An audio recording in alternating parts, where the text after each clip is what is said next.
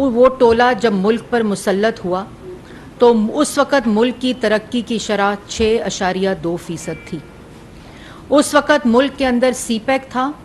मुल्क के अंदर हेल्थ कार्ड का इजरा हो चुका था, मुल्क के अंदर यूथ प्रोग्राम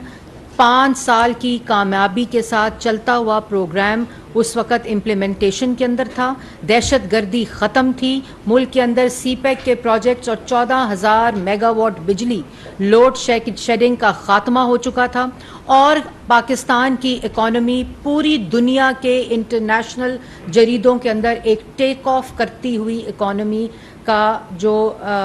मुजाहरा है वो कर रही थी। वो मुल्क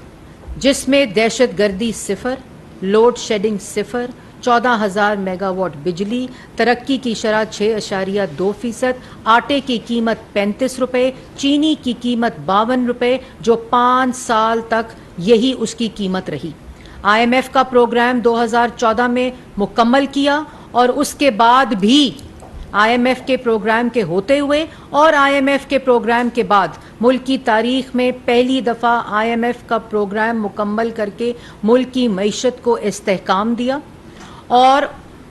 उसके बावजूद जो खाने पीने की अशिया की इन्फ्लेशन था वो 2.3% के ऊपर था